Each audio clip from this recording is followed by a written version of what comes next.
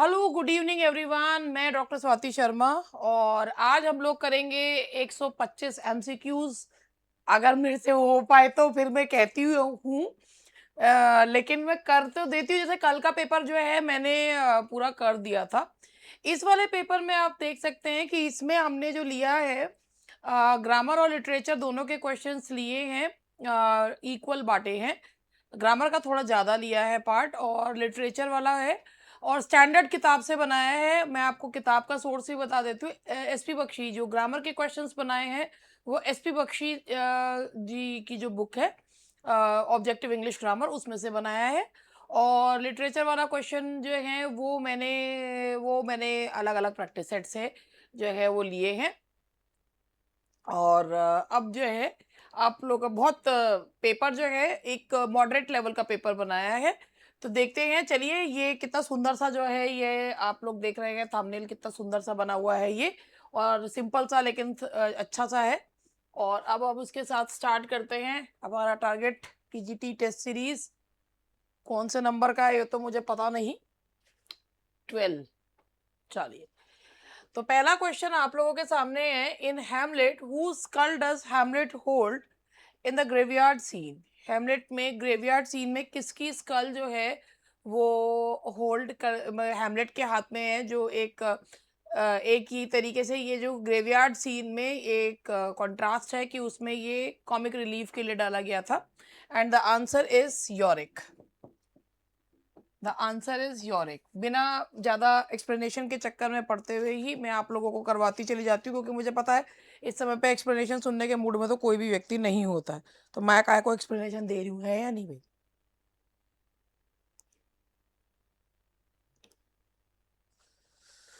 तो चलिए, योरिक है। उसके बाद सेकंड क्वेश्चन है, which literary period is associated with the ideals of reason, balance and decorum. ये थोड़े से हिस्ट्री ऑफ इंग्लिश लिटरेचर के क्वेश्चंस हैं और ये आप सभी को पता है। The answer is neo classical age. The answer is C, neo classical as.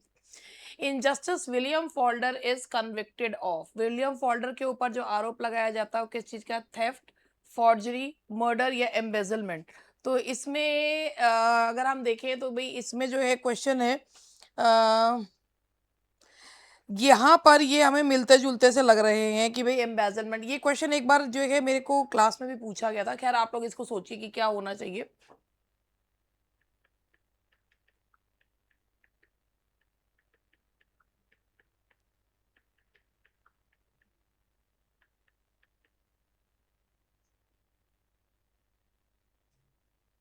देखिए, यहाँ पर ये एक चीज सबसे पहले आप लोगों को मैं यहाँ पर ही बताना चाहूंगी। ये क्वेश्चन मुझे ऐसा लग रहा है कि जैसे ये मैंने अपने किसी उसमें करवाया है, क्या है।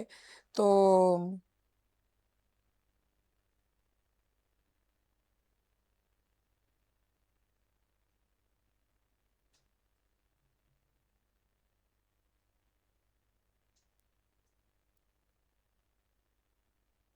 देखिए, जस्टिस में विलियम फोल्डर जो है, एम्बेजलमेंट का मतलब भी होता है गबन करना और फॉर्जरी का मतलब भी होता है उसे फॉर्जरी एक धोखाधड़ी करता है वो, क्योंकि वो 9 पाउंड के चेक को 90 पाउंड्स में करता है और एक्चुअली ये उसके उसमें नहीं होता है।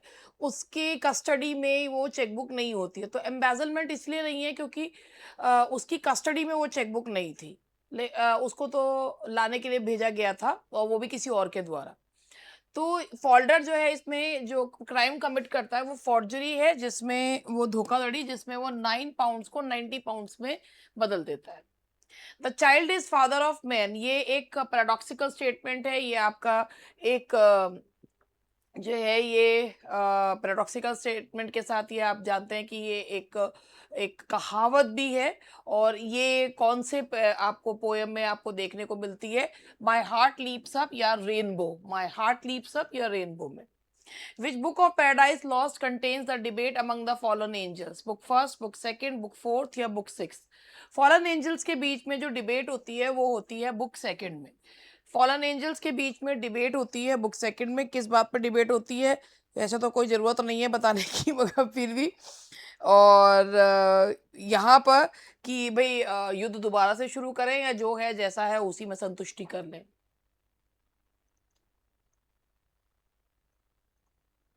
The pen is mightier than the sword is an example of. This is a very common example of metonymy, क्योंकि इंस्ट्रूमेंट को व्यक्ति के लिए यूज किया गया. King Lear Gloucester's legitimate son is. King Lear में ग्लाउसेस्टर का जो लेजिटिमेट बेटा है उसका नाम क्या है? That is Edgar. ठीक है, that is Edgar. The romantic revival was largely a reaction against, that is C, neoclassicism. C, neoclassicism.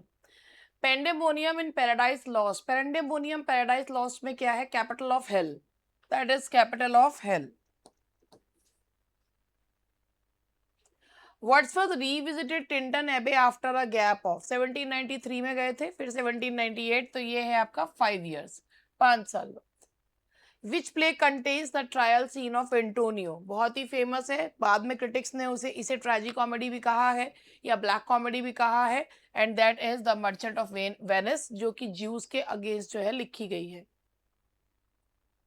The term catharsis is most closely associated with catharsis, यानी कि purgation of feelings, और ये associated है with Aristotle, जिन्होंने theory of tragedy जो है tragedy की definition दी है. Faulders tragedy in justice mainly exposes the defects of. Faulder जो है, Faulder की tragedy expose करती है judicial system को. The answer is B. They also serve who only stand and wait occurs in. ये line है on his blindness की. The fool appears as an important character in. Question देखिए.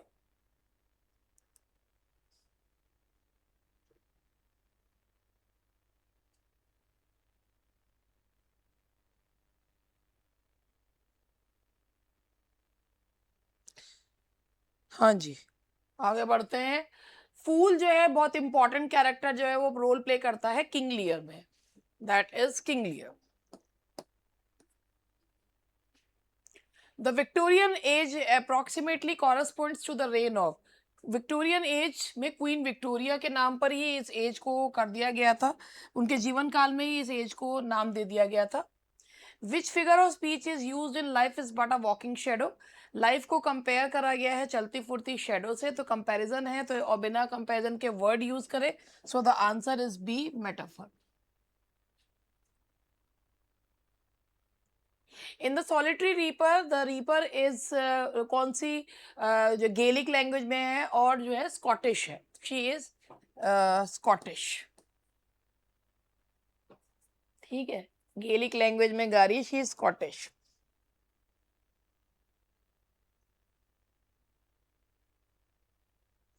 Solitary highland law, behold her single in the field, और highland जो है वो belong करते हैं स्कॉटलैंड को. ठीक है जी.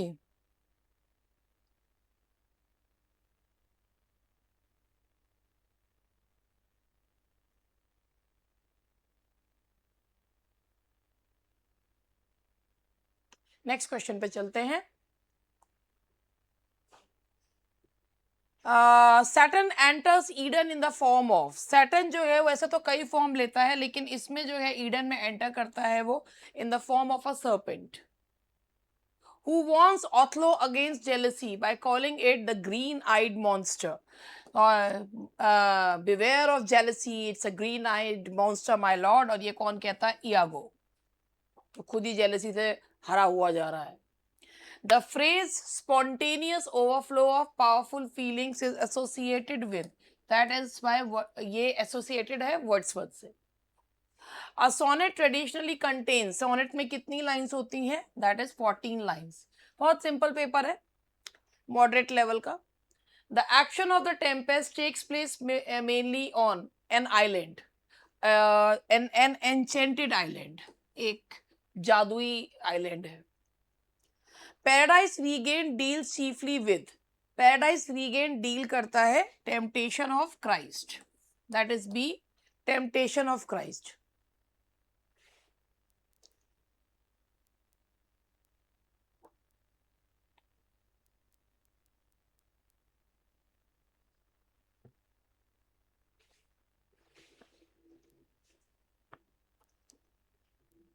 Which literary period immediately followed the Romantic Age? Romantic as से पहले न्योक्लासिकल एज था, और रोमांटिक एज के बाद जो एज है that is Victorian age. Victorian age. Death lays his icy hands on king, death को ह्यूमन बीइंग की तरह दिखाया गया है, तो that is personification. The answer is personification. The character Bosinney is associated with, Bosinney जो है वो कैरेक्टर है आपका किसमें? गोल्सवर्दी के magnum opus the Forsyte saga में। In Hamlet the place chosen to test Claudius guilt is called, that is the murder of गोंजागो या the mouse trap? That is the mouse trap. Which work is Wordsworth's autobiographical poem? That is the Prelude. That is the Prelude. Milton wrote Samson Agonistes on the model of, ये आपको दिख भी रहा होगा, बहुत सारे question इसमें previous year वाले भी हैं, अब आए ना आए मगर कर तो लेना ही चाहिए ना। That is Greek tragedy. That is C, Greek tragedy. In Macbeth, who first discovers the murder of King Duncan? वो कौन करता है सबसे पहले? Macduff. That is Macduff. The line Milton thou shouldst be living at this hour occurs in, Milton thou should be living at this hour, London 1802 या Milton? That is London 1802। Which of the following is a pastoral elegy by Milton? That is Lycidas. The modern age in English literature is generally considered to begin with 1945 से माना जाता है, वैसे तो नहीं, वो post modern माना जाता है। चलो जल्दी देखो, 20th सेंचुरी जब से स्टार्ट हुई है, तो 1901 में क्वीन विक्टोरिया का शासन खत्म हुआ और उसके बाद मॉडर्न एज है, पोस्ट मॉडर्न एज 1945 से, तो दैट इज 1901। यहाँ खड़ी हो जाता, that is 1901। The crown use to mean the king is an example of, जब क्राउन को किंग से है यानी कि नेम चेंज हो गया है, तो वो कौन सी फिगर ऑफ स्पीच है? That is B, metonymy. That is B, metonymy. In Othello Desdemona loses, Othello में जो इयागो जिस चीज का फायदा उठाता है वो क्या है? वो उनका एयरलूम होता है, दैट इज अ हैंकरचीफ जिसपे स्ट्रॉबेरी मोटिफ है, स्ट्रॉबेरी जो है उस पर बनी हुई। Which character in Paradise Lost narrates future events to Adam? ये भी एक क्वेश्चन, ये जो है इसमें पैराडाइज लॉस्ट में इसी तरीके के क्वेश्चन जो हैं वो आ जाते हैं, तो जल्दी जल्दी देखिए। हो गया फोन का कबाड़ा मेरे, ऐसी होता रहता है, कभी कुछ गिर जाता है, कभी कुछ गिर जाता है, और जो है उठाओ कुछ और गिर जाता है कुछ। देखिए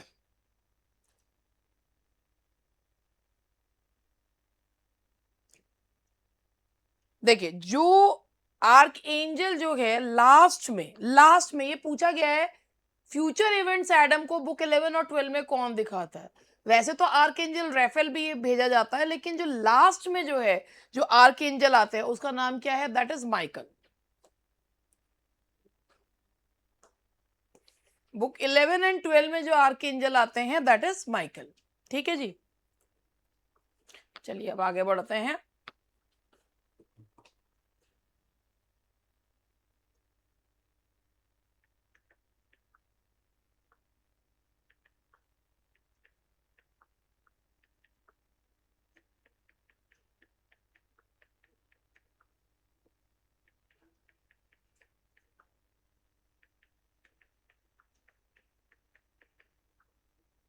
आगे है, नेक्स्ट क्वेश्चन पे चलते हैं।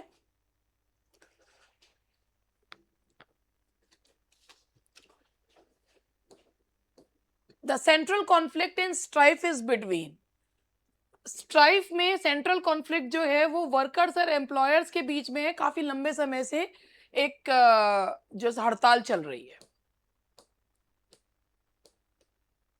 Which poem of Wordsworth is addressed to Milton? And that is London 1802. The answer is B, London 1802. A tragedy traditionally ends in, tragedy का जो एंड होता है उसे क्या कहते हैं? जो उधर बहुत बड़ी मुसीबत आती है और उसे कहते हैं कैटेस्ट्रॉफ, क्योंकि ट्रेजेडी के जो फीचर्स होते हैं वो कैटेस्ट्रॉफ होगा तो ही उसमें कैथारसिस होगा तो ट्रेजेडी की दो फीलिंग्स होती हैं, पिटी एंड फियर। तो the answer is C, catastrophe. In Julius Caesar, Caesar is assassinated, Caesar को कहाँ मारा गया था? Where was Caesar assassinated? सोचिए, सीनेट हाउस में, फोरम में, कैपिटल गार्डन में। देखिए इनमें तो जो है नहीं मारा गया था, कहाँ बुलाया गया था सीजर को? बिवेयर ऑफ आइट्स ऑफ मार्च कह के।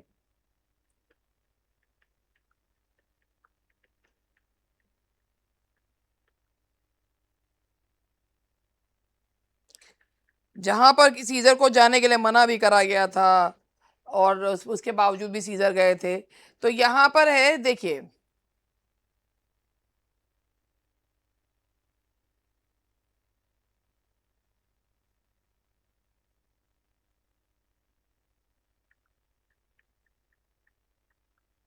जो ओरिजिनली जो है वो मारा गया था सीजर को, वो तो क्यूरिया ऑफ पॉम्पे में था।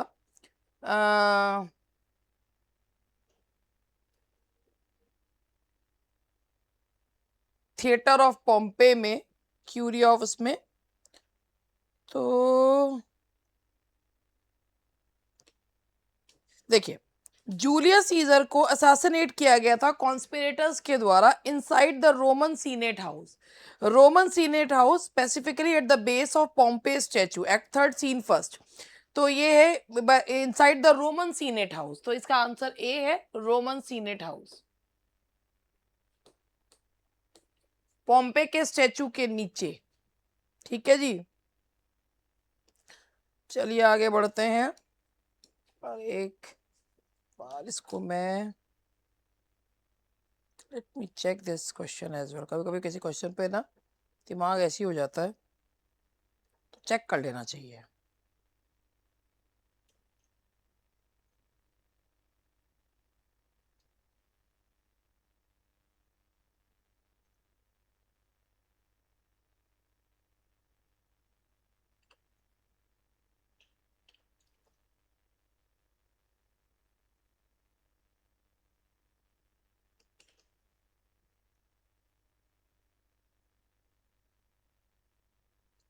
हाँ जी, ये मैं एक बार जो है,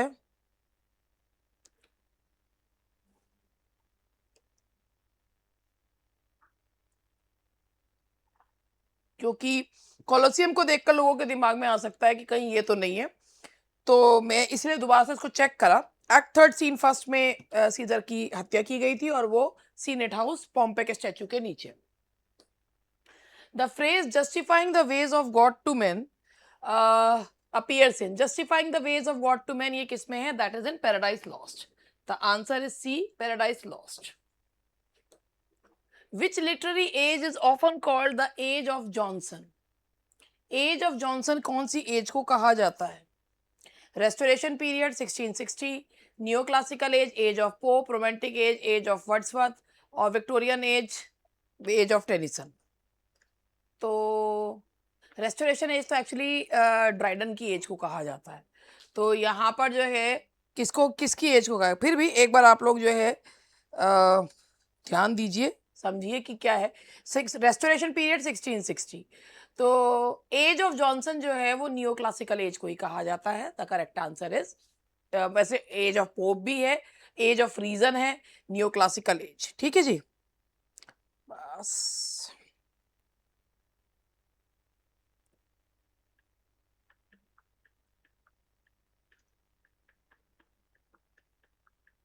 और नियो क्लासिकल एज जो होती है, नियो मतलब होता है नया या स्यूडो क्लासिकल एज, और इसमें देखिए इस एज को एज ऑफ सेंसिबिलिटी भी कहा जाता है। सो द इसका आंसर, correct answer neo classical age है।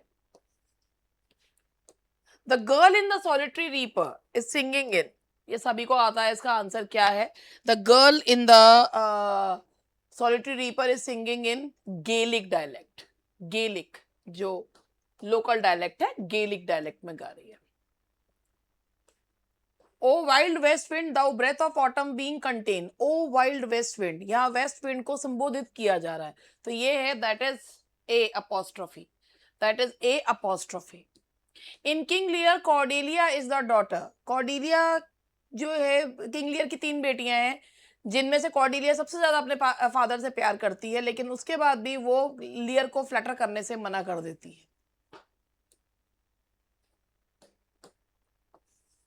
और बेचारी को कितने कष्ट सहने पड़ते हैं।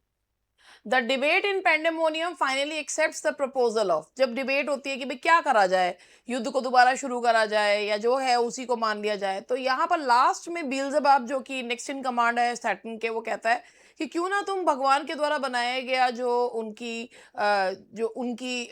एक कृति है उसे खराब करो। So the answer is D, बीएल्ज़ेबब।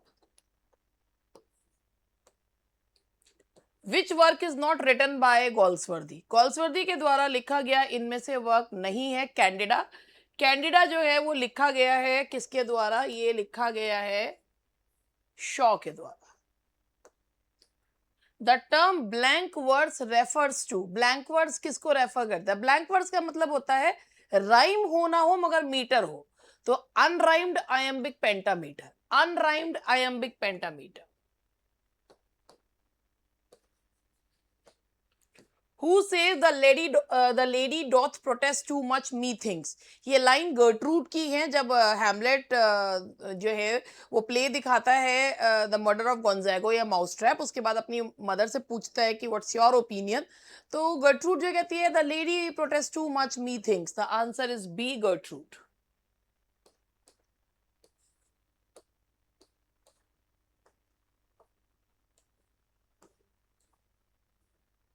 Wordsworth preface to lyrical ballad is regarded as the manifesto of. Wordsworth का preface to lyrical ballad manifesto है रोमांटिक मूवमेंट का। That is romantic movement. In Justice Falder commits forgery mainly to help Ruth Honeywill, जो उसकी beloved है, उसकी मदद करने के लिए। Which angel acts as God chief messenger in Paradise Lost. देखिए चीफ जो मैसेंजर है पैराडाइज लॉस्ट में वो है रेफेल। दैट रेफेल है, गैब्रियल है। एक minute, let me check. And that is Gabriel. Raphael नहीं, गैब्रियल। याद आ गया एकदम से मुझे, अभी लगा देती, गलत मार्क कर देती। रेफेल एक इंस्ट्रक्टर या काउंसलर है। माइकल जो है वो वॉरियर प्रोफेटिक गाइड है। एंजल आर्क एंजल गैब्रियल जो है he is depicted as the chief guardian and military watchman of Eden, और वो पैराडाइज को सैटर्न से बचाने के लिए।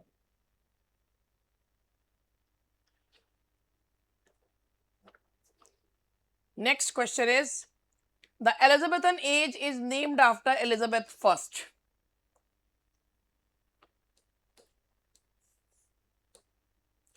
Parting is such sweet sorrow illustrates. Parting is such sweet sorrow, ये क्या है? ऑक्सीमोरोन है। एक्चुअली एंटीथेसिस में ना दो सेंटेंसेस को साइड बाय साइड रखा जाता है, और स्वीट सॉरो आप देख रहे हैं तो इसमें स्वीट भी है सॉरो भी है, तो ये ऑक्सीमोरोन है, और अगर ये ना होता तो एलिट्रेशन हो जाता। In the Merchant of Venice Antonio is required to forfeit. जब मर्चेंट ऑफ वेनिस में जब एंटोनियो शैलॉक से उधार लेता है तो बदले में वो उससे क्या लेता है? A pound of flesh. That is a pound of flesh. Which of the following poems is concerned with recollected emotion and memory? सोचिए कौन सी है? And that is daffodils. कि oft when in my on my couch I lie in vacant or in pensive mood, they flash upon that inward eye. So the answer is A, daffodils. The phrase sweet Thames run softly is an example of। Thames को संबोधित किया जा रहा है, that is an example of apostrophe। ये line जो है वो पहले स्पेंसर ने यूज करी थी और उसके बाद टी.एस. इलियट ने अपने वेस्टलैंड में यूज करी। The Forsyte family in Galsworthy's novel represents primarily the upper middle class या Borges class।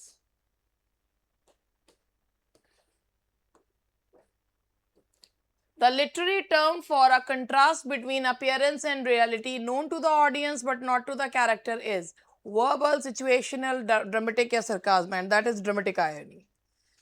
जब ऑडियंस को पता होता है कि what is going to happen next, but the characters pretend as if they were ignorant of each and everything, तो इसे कहा जाता है dramatic irony, and that is C. तो ये हुए लिटरेचर के क्वेश्चन, 60 क्वेश्चंस लिटरेचर के थे।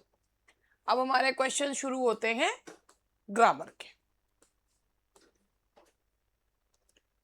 Choose the correct sentence regarding habitual action.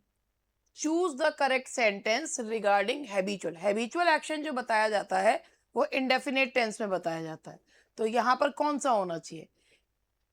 He seldom has fatty food. यहां पर इसलिए आया है क्योंकि ये जो हैज है ना, ये यहां पर इंडेफिनेट टेंस है, ये यहां पर परफेक्ट टेंस नहीं है। ही सेल्डम हैज फैटी फूड। ठीक है जी, चलिए आगे बढ़ते हैं।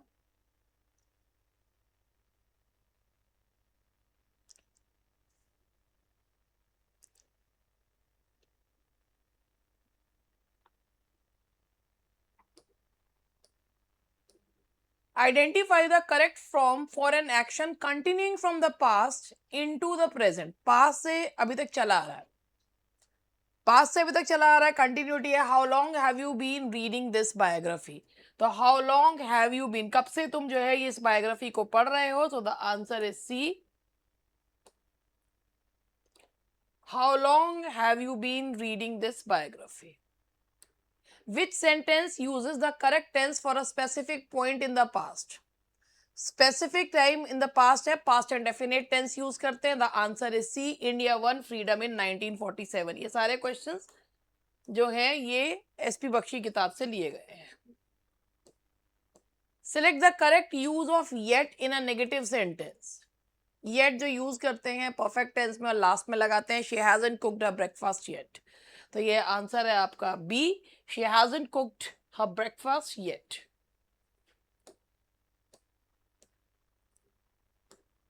Choose the correct sentence expressing a dislike of a recurring action. देखिए, जब ऑलवेज को हम इंडेफिनेट टेंस में यूज करते हैं तो वो एक हैबिचुअल एक्शन बताता है, लेकिन जब ऑलवेज को कंटिन्यूअस टेंस में यूज करते हैं तो वो एक स्पीकर की इरिटेशन को बताता है। तो she is always teaching her children का मतलब हमेशा अपने बच्चों को पढ़ाती रहती है और कोई काम धाम ही नहीं है, कभी खेलने भी दिया करो।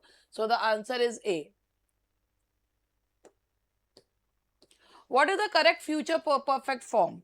फ्यूचर परफेक्ट फॉर्म कौन सी है?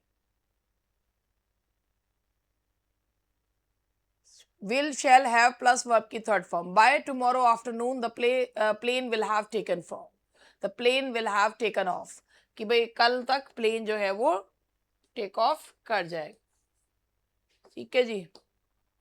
विच is the correct form for a stative verb? Stative verb वो होता है जो एक दशा बताता है, जो स्टैटिक होता है, जिसका जो इमेज है वो एक्शन करते हुए नहीं बनती है, जो जिसमें आईएनजी फॉर्म यूज नहीं हो सकती है। तो ही ओन्स अ कार, ये एक स्टैटिक वर्ब है क्योंकि ये किसी व्यक्ति की स्थिति बता रहा है। The answer is B.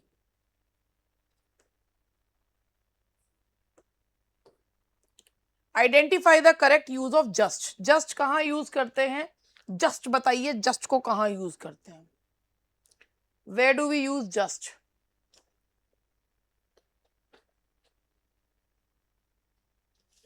फिर गिरेंगे ये महाराज, और कोई काम धाम नहीं है इन्हें।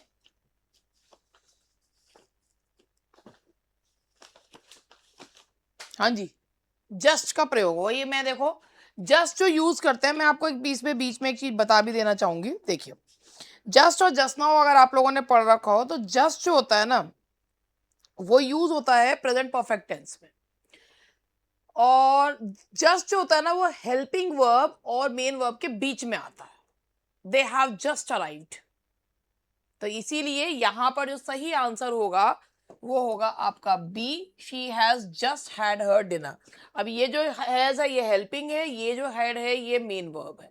ठीक है जी। और अगर जस्ट नाउ यूज करना होता है तो पास्ट इंडेफिनिट में होता है, she had her lunch just now. तो ये हैड पास्ट इंडेफिनिट हो गया। Choose the correct habitual past form. I use to go to Delhi by train. तो यूज टू जो होता है वो आपका पास्ट हैबिचुअल एक्शन बताता है, which is not continued at the present time, जो उस समय कंटिन्यूड नहीं है। तो इसीलिए यहाँ पर आपका आंसर जो है वो आएगा, that is I use to go to Delhi by train.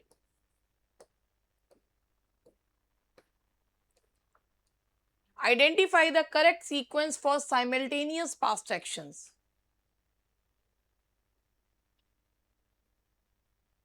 देखिए, जब डिनर कर रहे थे लाइट चली गई, तो जो एक अनएक्सपेक्टेड इवेंट हुआ वो पास्ट इंडेफिनिट में, और जो कब हो बताने वाला है वो पास्ट कंटिन्यूअस में. So the answer is B. While they were having dinner, lights went out.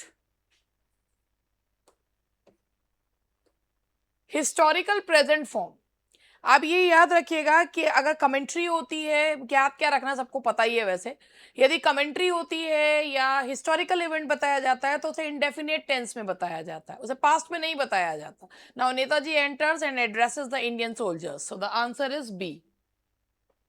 The answer is B. Choose the correct form for a definite future arrangement. Definite future arrangement कौन से tense में बताया जाता है? Definite future arrangement बताया जाता है present indefinite में. अगर कोई ऑफिशियल अरेंजमेंट होता है वो भी किस में होता है? प्रेजेंट इंडेफिनेट में. जैसे कहते हैं ना, he is to visit tomorrow, तो ये भी प्रेजेंट इंडेफिनेट ही है.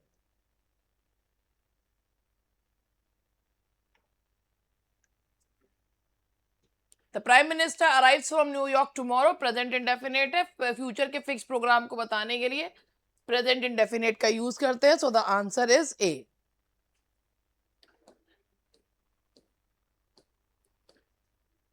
Which sentence uses so far correctly?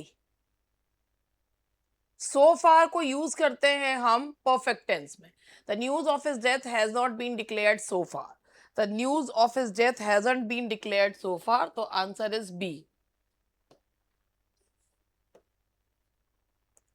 Identify the correct sequence of events preceding action.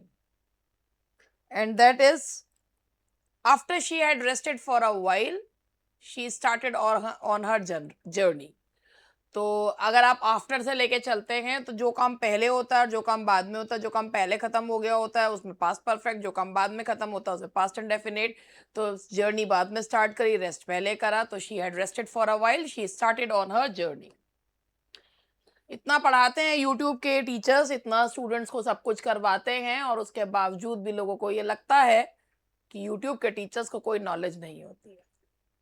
बताइए क्या आयरनी है हमारे देश की कि नॉलेज जिनको है उनके लिए ये कह दिया जाता है कि उन्हें नॉलेज नहीं है, और जिन्हें वाकई में नॉलेज नहीं है, ये आयरनी है.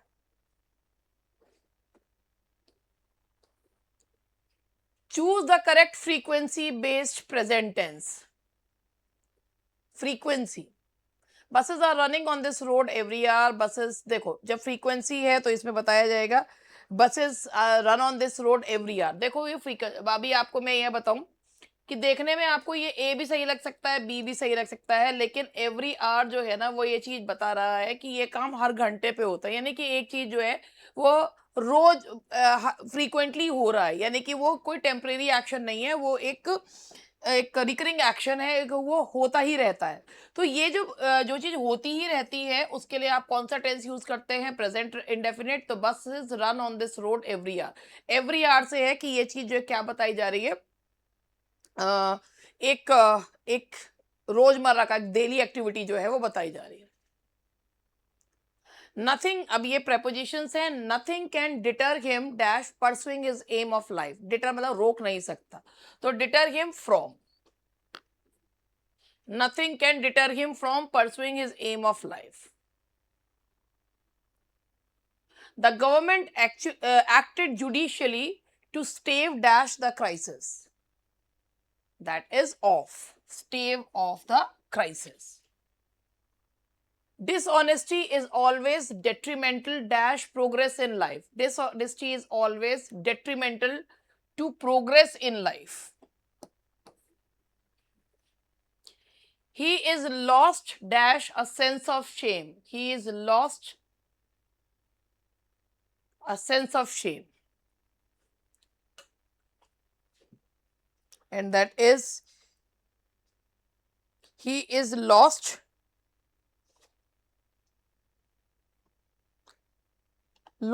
to a sense of, to be devoid of a feeling.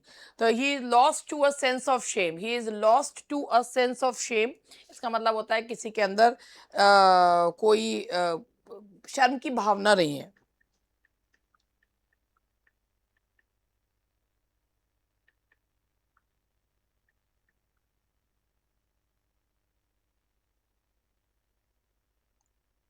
Completely devoid of remorse, किसी के अंदर कोई भावना शर्म की बचे ही ना, तो ये he is lost to a sense of shame. In accordance with the advice of doctor, she is dash diet.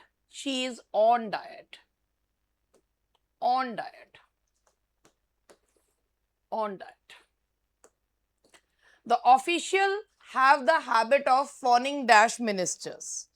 The official have, phone के साथ आप ऑन या ओवर कुछ भी लगा सकते हैं, लेकिन यहाँ हम लोग ऑन जो है यूज़ करेंगे। और इसका मतलब होता है कि किसी की बहुत ज़्यादा तारीफ करना उससे फेवर्स लेने के लिए, तो phone on, fawning on ministers. ठीक है जी।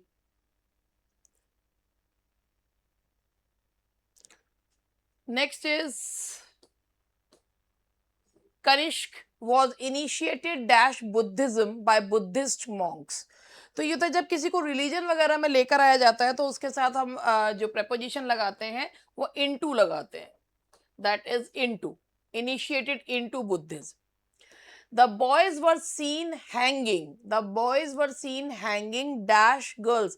तो चारों ओर जो है ना हैंगिंग अराउंड, हैंगिंग अबाउट होता है, चारों ओर चक्कर काटना, that is hanging about.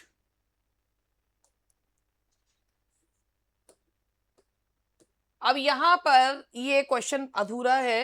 He is 5'1" and he is toll dash his age. ये पूरा ऐसे होना चाहिए था, ये मतलब क्वेश्चन ऐसे होगा।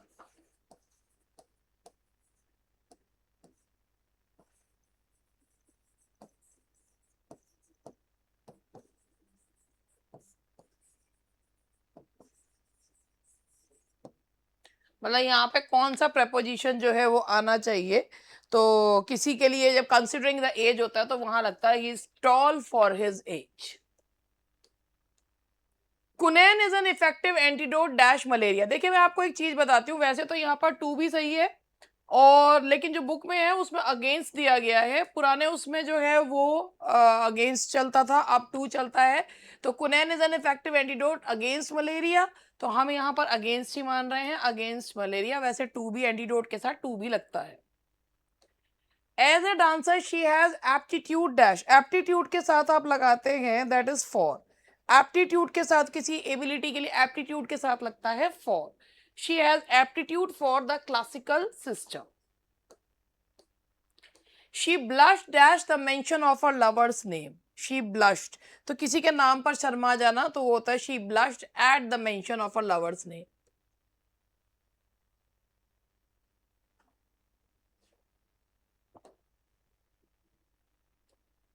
दैट इज सी।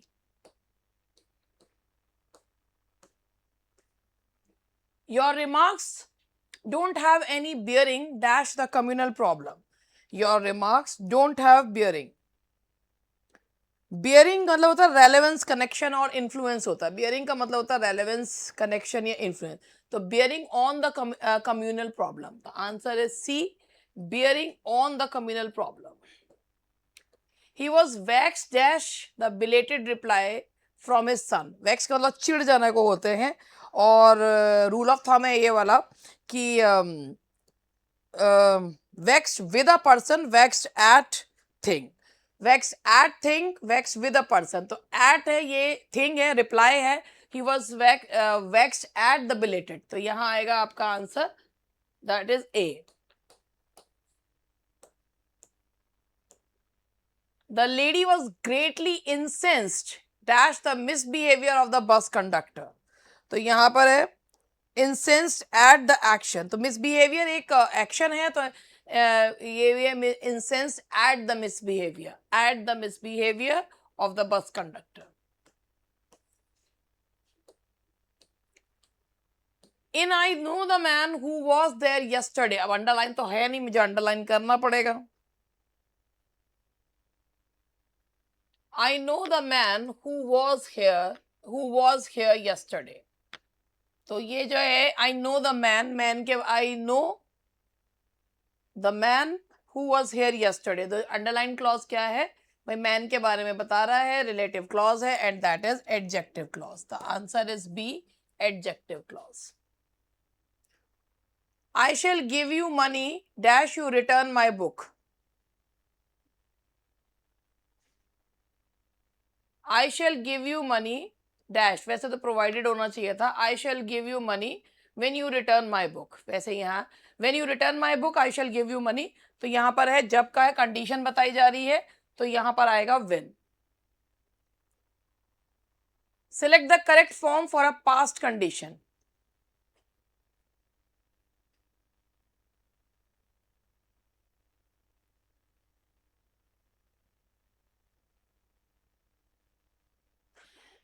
देखिए, पास्ट कंडीशन बतानी है. अगर उसने लेटर लिखा होता तो उसको जवाब मिल गया होता. If she had written a letter she would have gotten a reply. अब यहाँ पर मॉडर्न उसमें गॉट भी लगाता है, गेट गॉट गॉट भी होता है, तो इसीलिए if she had written the letter she would have got a reply. Third conditional है. Identify the correct conjunction for purpose.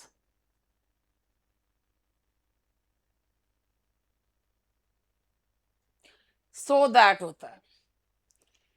He works hard, we eat so that we may live. So that के साथ may आता है, तो he works hard so that he may stand first. Contrast conjunction.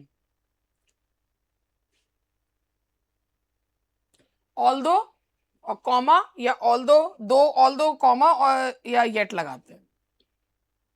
Although she is rich, she is unhappy. He was late that she had to miss the dinner. He was so late. Result है ना, he was so let, वो इतना late था क्या, तो result क्या हुआ कि he had to miss the. अगर यहाँ टू टू होता तो वो फ्रीज होता. अब सो दैट होता तो कॉम्प्लेक्स सेंटेंस हो जाता. Select the correct manner clause. She talks as if she were the landlady. वो शी टॉक्स ऐसे मानो कि वही लैंड लेडी, और ये पास्ट सब्जेक्टिव भी है. She talks as if she were the landlady. And I know that he is a good boy. I know कौन सा क्लॉज है? I know के बाद जवाब आ रहा है what का, तो ये है आपका noun clause. That's a noun clause. Identify the subordinate clause of place. I shall go where my father lives. Subordinate clause of place है. I shall go कहाँ? Where my father lives. I shall go where my father lives. Adverb clause है. I shall go where my father lives.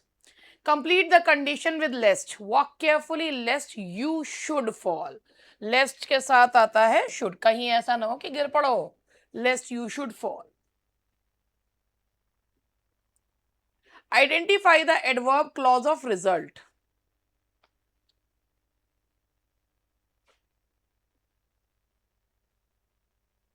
He is such an intelligent boy that he can easily pass.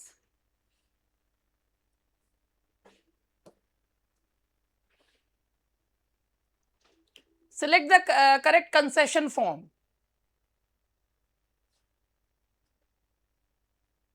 अब यहां पर हो सकता है एक से ज्यादा भी आपको आंसर्स इसके देखने को मिले.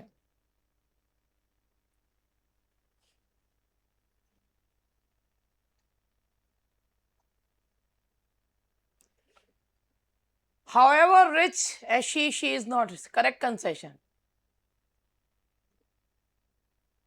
चाहे कितनी भी हो. Rich as she is not happy. So the answer is B.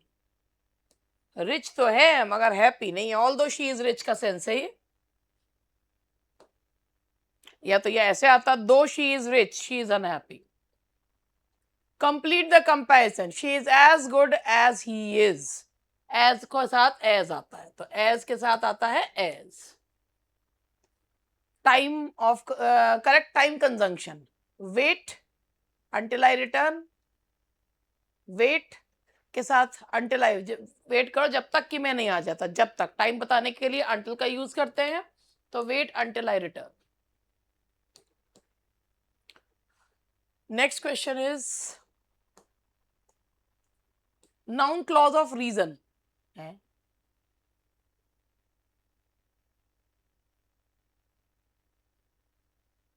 ये नाउन क्लॉज ऑफ रीजन तो नहीं है, ये तो एडजेक्टिव क्लॉजेज हैं. ये adjective. The reason why he was late was because he both are in, वो नहीं. देखिए, द रीजन वाई जब आता है तो उसके साथ बिकॉज नहीं लगता, उसके साथ लगता है दैट. ये आप लोगों ने कंजंक्शन में पढ़ा भी होगा, मैं आपको एक बार इसके बारे में बता भी देती हूँ. द रीजन वाई आता है तो उसके साथ लगता है दैट. कंजंक्शन में आप लोग पढ़ भी सकते हैं इस टॉपिक को. और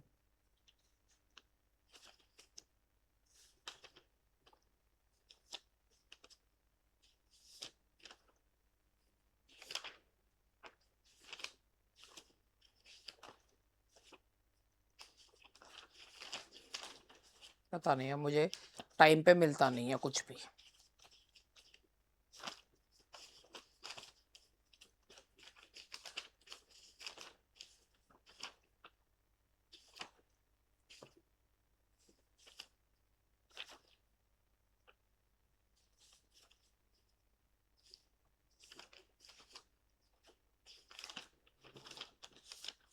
वैसे मैं देख क्यों रही हूँ मुझे पता नहीं है, मगर फिर भी मैं देख रही हूँ, क्योंकि देखिए यहां पर द रीजन वाई जब आता है तो उसके बाद दैट लगता है. इनके बाद बिकॉज, ऑन अकाउंट ऑफ या ड्यू टू का यूज नहीं करते. तो अब आप यहाँ पे देखिए, the reason why he was late was because he had been caught in rain. ये गलत है, क्योंकि द रीजन या द रीजन वाई आता है तो उसके साथ बिकॉज नहीं लगाते, ये गलत है. The reason why he was late was that he had been caught in train. ठीक है, तो the reason why he was late was that he was caught in rain, he had been caught in rain, या he was caught in rain, इस तरीके से. तो यहां पर ये बी सही है, इसमें बोथ आर करेक्ट नहीं है. What is the passive form of he gave me a book? अगर आप दो तरीके से बता सकते हैं.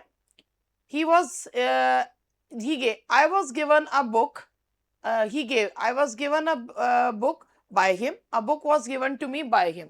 यहाँ दोनों ठीक है, तो यहाँ आंसर आएगा आपका C, both A and B.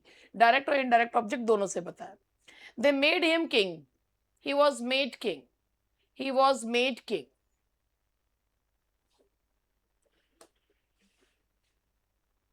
what are you writing? what is being written by you? what is being written by you? what makes you angry? what makes you angry? by what are you made angry? ये सही है, इसमें both A and B कर रखा है. अब इसमें मुझे जो है एक बार इसमें बुक में से बताऊंगी जरूर. ये आपका पैसिव वाला है, और ये वाला क्वेश्चन जो है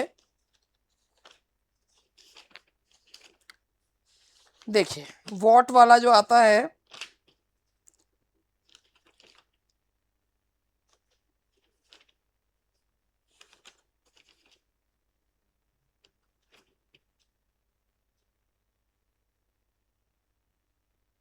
देखिए, what makes you angry, what by what are you made, ये इसी बुक का ही है. By what are you made angry, तो by what are you made angry. What are you made angry by, इसको छोड़िए, ये वाला नहीं है. So the answer is A. Don't get confuse by both A and B. By what are you made angry. Who teaches you English, ये बनता है आपका दो तरीके से बनता है. By whom are you taught English, और who are you taught English by. by whom are you taught English या who are you taught English by, तो इसका आंसर है आपका both A and B. whom are you teaching, whom are you teaching. who is being taught by you, who is being taught by you. whom का उसमें होगा who are you, whom are you, who is being taught by you? Who is being taught by you? Somebody has picked my pocket. My pocket has been picked. Somebody लगाने की जरूरत नहीं है. My pocket has been picked. They will declare the result soon. The result will be declared soon. The result will be declared soon. यही होगा. The result will be declared soon. वही soon नहीं लगाओगे तो सेंटेंस कैसे ठीक बनेगा? The result will be declared soon. None saw her in the parlor.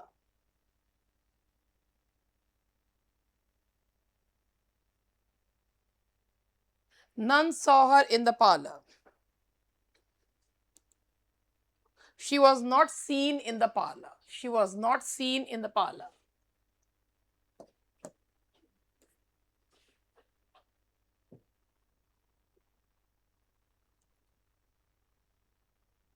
People consider that he is on it. He is considered to be honest. It is considered that he is honest. ये दोनों तरीके से बन सकता है. It is considered that he is honest. He is considered to be honest. दोनों तरीके से बन सकता है. तो दोनों ही सही हैं. That is C, both A and B. I know him. He is known to me. He is known to me. Her sudden arrival surprised everyone. देखिए, her sudden arrival surprised everyone. Everybody was, या everyone was surprised. Everyone was surprised at her. Surprise के साथ at preposition लगाते हैं, तो everyone was surprised at her sudden arrival. ठीक है जी. Bring a book. तो पैसे में है let a book be brought. Let a book be brought.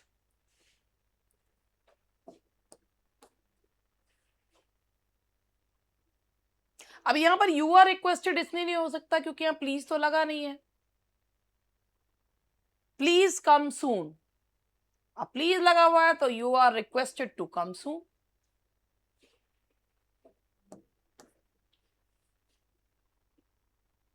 Late me play here. Let me play here. I may be allowed to play here. I may be allowed to play here. Let me play here. I may be allowed to play here. ठीक है जी.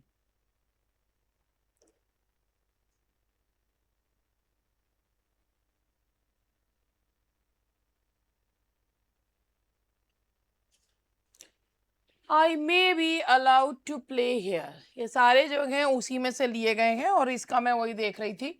तो आप लोगों ने पढ़ भी रखा होगा अगर आपके पास एसपी बख्शी बुक हो है आपके पास ये वाली objective English book, objective English grammar. और अगर सजेशन होता है तो शुड लगाते हैं. I have to leave for Delhi today. I have to leave for Delhi today. Correct passive.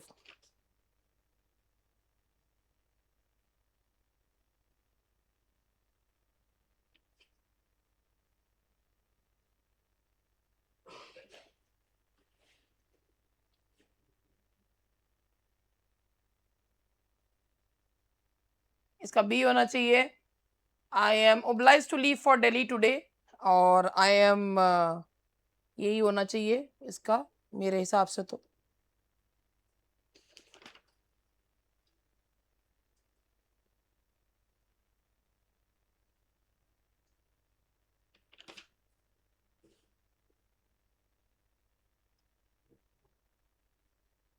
I am oblige to ये ना I M circumstances oblige me to go. I am obliged to leave for Delhi today. या क्या होना चाहिए? एक minute, let me check.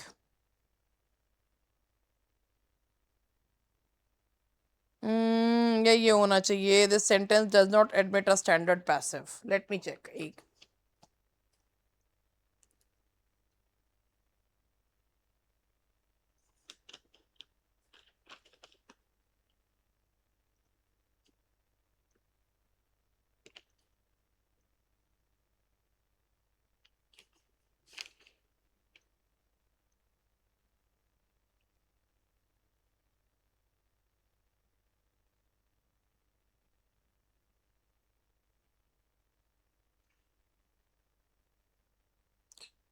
I have to leave for Delhi.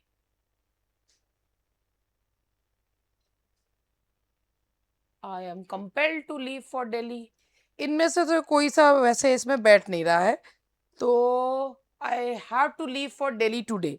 इसका जो passive voice है वो ये होना चाहिए ना, I am compelled to leave for Delhi. ये कंपेल्ड का सेंस हो सकता है, तो इसका सेंस जो है हमारा आई एम ओब्लाइज, तो ओब्लाइज के सेंस में मैं उसको, मुझे लगता नहीं है मैं इसको उस सेंस में ले लीजिए, कुछ ना कुछ तो आना चाहिए, लेकिन ये ठीक लग नहीं रहा मुझे भी, तभी तो मैं अटक गई इस पे।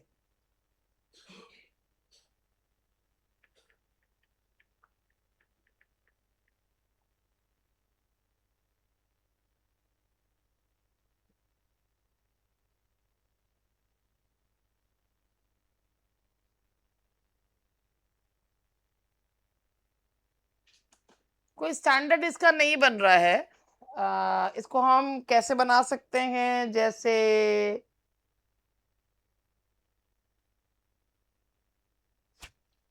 Delhi has to be visited by me today, मगर कोई स्टैंडर्ड बैठ नहीं रहा, तो वही छोड़िए।